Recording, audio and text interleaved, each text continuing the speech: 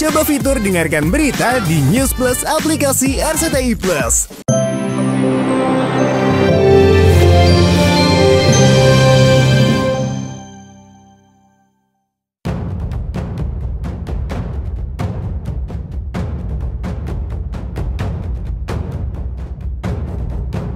Sepak terjang mafia skincare di Indonesia bikin resah warga plus 62. Terlebih banyak produk skincare yang mengandung zat berbahaya, merkuri dan hidroquinon. Namun beredar bebas dan diklaim sebagai produk aman oleh owner skincare. Bahkan oleh dokter yang tergiur menikmati gurihnya bisnis perawatan kulit ini. Kehadiran dokter detektif atau doktif seolah menjadi pencerah yang membuka pikiran masyarakat awam yang kebanyakan membeli skincare karena testimoni menyesatkan dari sederet pesohor yang dibayar untuk mempromosikan skincare berbahaya tersebut.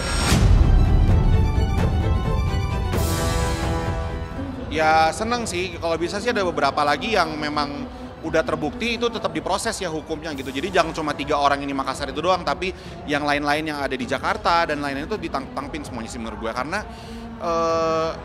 ini menurut gue penipuan untuk masyarakat kita gitu yang nggak paham gitu, dan sangat berbahaya sekali untuk wajah kita. Dan kalau ngeliatnya serem sih, serem banget. Persaingan di dunia kosmetik itu kan besar ya, dan semua juga pengen memberikan yang terbaik untuk wanita yang cantik gitu. Punya karpe dewek gitu. Jadi kita nggak bisa nahan orang, kamu jangan beli skincare itu, jangan beli skincare ini nggak bagus, enggak. Hasil, doktif seolah menjadi musuh terbesar para mafia skincare. Karena review mereka yang mengatasnamakan hasil uji laboratorium bisa menjatuhkan produk mereka di pasaran, bahkan bisa menggiring mereka ke bilik penjara. Bukti nyata yang percuma disangkal adalah penetapan tersangka dan pencidukan 3 bos skincare asal Makassar, Mira Hayati, Mustadir Daengsila, dan Agus Salim.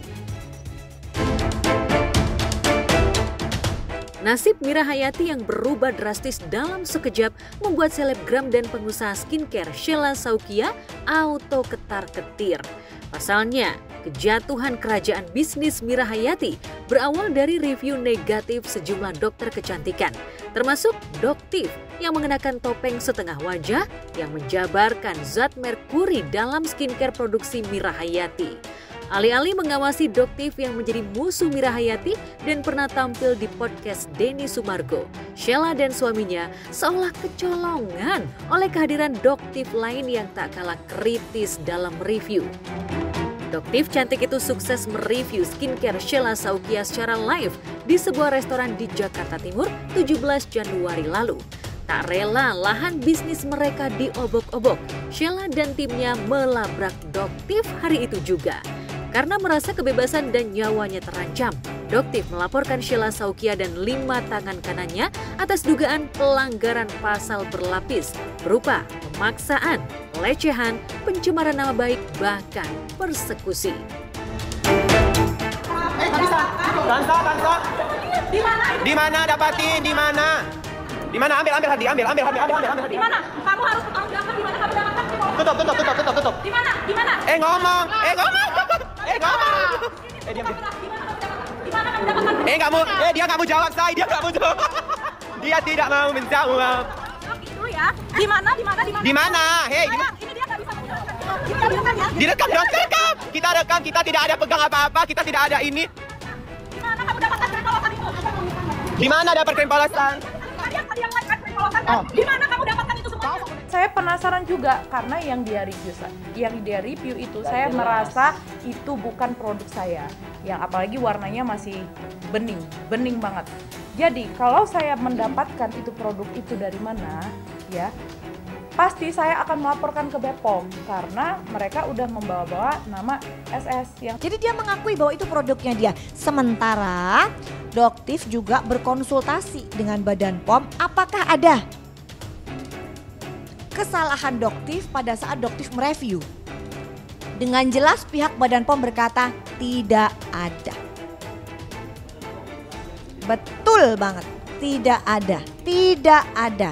Itu adalah hak masyarakat. Kenapa? Karena memang Produk yang saya review pada saat live itu tidak memiliki data apapun, polosan. Dan di situ Doktif juga tidak menyebutkan ini adalah produk dari Sheila Sokya. Tidak pernah.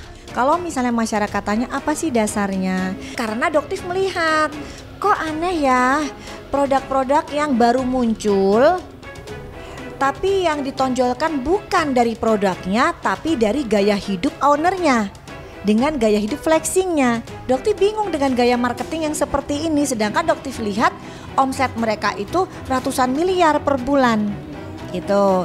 Emangnya sebagus itu produknya? Kan jadi pertanyaan dong buat Doktif, dan Doktif tertarik untuk melakukan uji lab. Jadi Doktif lakukan uji lab dan ternyata hasil labnya itu enggak sesuai dengan apa yang tertulis di situ.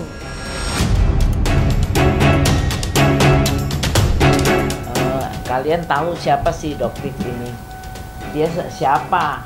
Emang dia punya izin dari pemerintah bahwa dia boleh mereview? Kalau dia mengetahui itu adanya kejahatan, dia bisa lapor ke BPOM. Sebenarnya produk yang Doktif review sebelumnya sudah Doktif laporkan ke Badan POM. Kemarin waktu kita ke Polda, khususnya untuk melaporkan kasusnya Doktif ini ya, karena saya memang sangat dirugikan. Ya bagus, kalau menurut Doktif ya kita buktikan nanti. Lihat ada gerakan menyentuh. Nah, sudah terlihat di situ, itu sudah masuk ke pasal pelecehan seksual. Pelecehan seksual itu bukan maksudnya hubungan seksual atau apa, bukan ke situ. Menyentuh, mencolek aja sudah masuk gitu. Apalagi sekarang Arif Afanda juga sudah mulai menyebut keluarga saya, pribadi saya, personal saya, itu adalah jelas anak buah dari SS. Ya, sempat mediasi di Polda Metro Jaya atas inisiatif Kubu Sheila. Doktif tetap teguh tak mau berdamai. Ia ingin memenjarakan Sheila dan konco-konconya agar mereka kapok bersikap kasar pada orang lain serta kapok memproduksi dan mengedarkan skincare berbahaya.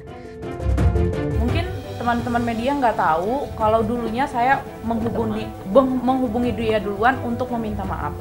Untuk meminta maaf, untuk tabayun kalau Sheila ada banyak salah, Sheila minta maaf sebesar-besarnya.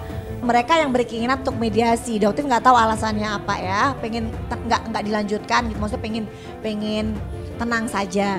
Di sini Doktif sudah bilang tidak. Misi khusus Doktif Cantik ini adalah mengakhiri flexing harta kekayaan Sheila dan suaminya di sejumlah akun media sosial. Keinginan Doktif yang utama adalah membuat masyarakat semakin cerdas. Ya, jadi tidak tertipu dengan marketing kotor, marketing flexing.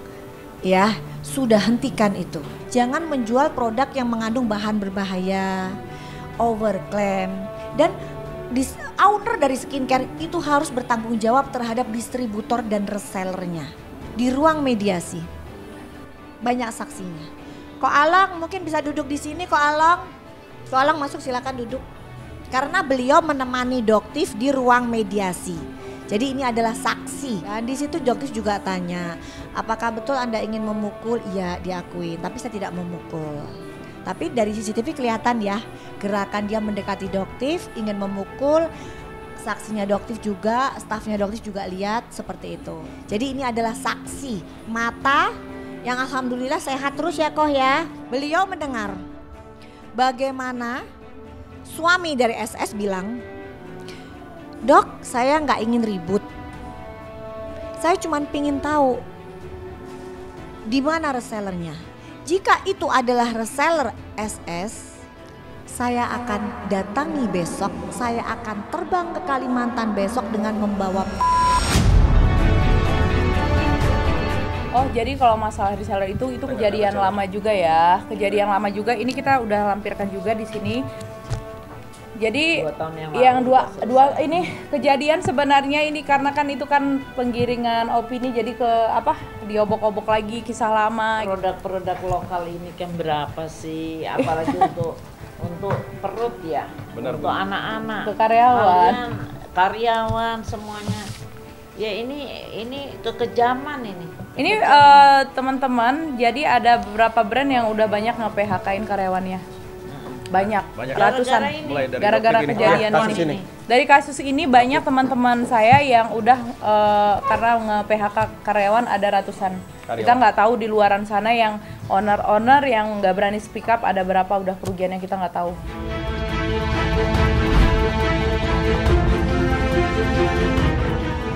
Sudah menjadi rahasia umum, para bos skincare termasuk dokter kecantikan seperti Richard Lee getol pamer kekayaan di media sosial.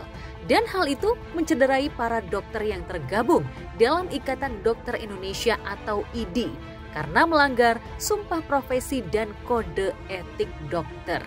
Demikian pula sejumlah doktif bertopeng yang gencar mereview produk kosmetik sudah lama gerah dengan perilaku bos skincare yang hedon dan cenderung menciptakan kesenjangan sosial, bahkan bersikap bossy kepada sejumlah selebriti.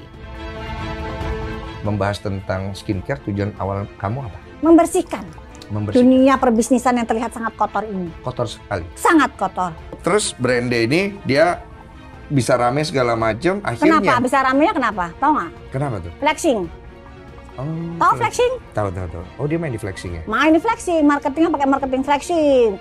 Sedikit-sedikit ini, sedikit-sedikit pamer itu, pamer ini gitu. Produknya mah kagak jelas produknya apa gitu, tapi flexing mulu kerjaannya. Di TikTok itu flexing mulu. Iya. Terus Brande ini dia bisa rame segala macam. Kalau secara produk sebenarnya produknya bagus apa enggak? Tahu. Oh, dia main di flexing ya?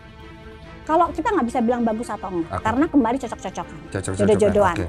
Yang doktif lihat adalah komposisi dan klaimnya. Okay. Misal dia mengklaim di situ komposisinya ada niacinamide, ada Tranex, ada arbutin, gitu kan? Tapi ternyata pada saat uji lab niacinamide-nya nggak ada. Dan kalau kita bicara sumpah dokter, 12 item yang ada dalam sumpah dokter itu kemudian diterjemahkan di dalam sebuah bagian yang namanya Kode Etik Kedokteran Indonesia. Ada hak dari atau kewajiban dari dokter kepada pasien, kewajiban dokter kepada masyarakat, dan kewajiban dokter juga kepada diri sendiri.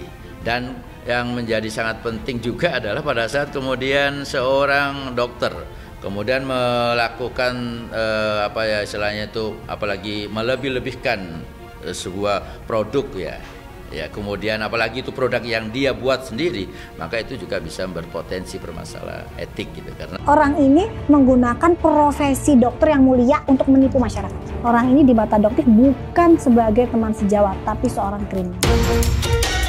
Ya, banyak yang mengira doktif yang tampil di podcast Denny Sumargo dan doktif yang melaporkan Sheila Saukia adalah orang yang sama. Padahal mereka adalah dua sosok berbeda. Bagi netizen yang jeli tentu bisa membedakan perbedaan suara dan paras wajah dari dua doktif cantik yang sama-sama berasal dari Jawa Timur namun beda kota ini. Jika doktif asal Surabaya sukses mereview skincare berbahan merkuri yang menggiring Mira Hayati ke balik jeruji besi dan bikin panas Dr. Richard Lee karena menggugat zat DNA salmon dalam produk kosmetiknya, maka doktif kelahiran Bondowoso ini seolah menjadi momok menakutkan bagi Sheila Saukia. Kenapa berani muncul? Kamu tuh berbahaya soalnya. Berbahaya buat siapa? Banyak orang sih sebenarnya, banyak bisnis orang. Tapi berbahaya juga buat kamu, karena kan orang penasaran kamu siapa sebenarnya.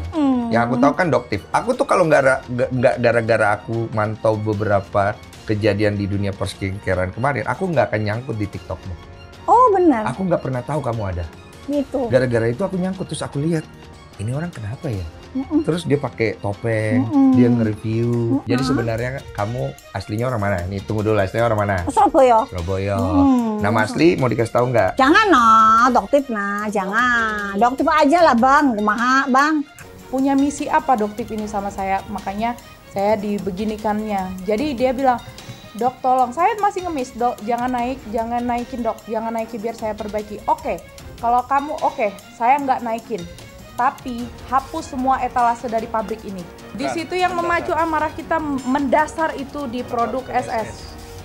Mungkin kalau banyak produk yang dia review di like, mungkin saya juga nggak terlalu marah ya. Tapi ini mendasar banget dan mereka itu berempat waktu mereview. Mungkin nanti minggu ini sih akan dilaporkan karena juga termasuk penambahan pasal tentang data pribadi juga akan doktif laporkan juga. Kan kemarin doktif nggak pingin melaporkan itu karena dia melakukan itu ya. Ternyata dia juga melaporkan. Yang dia lakukan, yang dia trigger, yang dia memberikan doktif ide. Dialah memberikan Doktif ide, gitu kan? Dia laporkan karena dia mencari-cari. Apa yang disampaikan Doktif juga itu sangat benar, dan kami sangat menyayangkan BPOM terkait dengan pertemuan beberapa lalu dengan mengundang Doktif, mengundang Dr. Richard Lee, tapi kami tidak diundang sebagai pelopor yang membuka aib daripada beberapa produk skincare ini gitu. Sama-sama bikin penasaran masyarakat awam, namun Doktif asal Surabaya dan Doktif asal Bondowoso ini enggan mengungkap identitas mereka. Hanya saja saat ribut-ribut di luar restoran dengan kubu Sheila Saukia, terdengar anak buah Sheila memanggil sang Doktif dengan panggilan Dr. Amira. Tak heran, perhatian netizen dan awak media pun tertuju pada Doktif yang memiliki akun TikTok Dokter Detektif Real ini. Sejumlah sumber menyebut Doktif asal Bondowoso adalah Dr. Amira Farahnas yang diketahui merupakan istri pengacara kondang. Bagian wajah Doktif yang tidak tertutupi topeng memang sangat mirip dengan paras Dr. Amira. Tanya sama Dokter Amira, di mana belinya? Tunjukin malam ini. Tunggu kalau aku dia bagus-bagus. Dokter Hardi ngomong bagus-bagus. Dokter Amira aku tanya, dokter di mana beli krim polosannya? Ayo. BPK PNPRI yang pertama mungkin yang membongkar adanya skincare yang disita oleh BPOM. Kami dari BPK-PNPRI meminta kepada BPOM untuk dapat transparan dan terbuka terkait dengan penyitaan barang-barang yang sudah disita oleh BPOM. Maka itu kami membuatkan Dumas kepada Barreskrim Polri dan alhamdulillah kami punya laporan ditindaklanjuti oleh Barreskrim. Ya, kalau kami sudah berupaya transparan kepada BPOM dengan beberapa kali mendatangi BPOM, namun BPOM nampaknya ya alergi dengan kami BPI.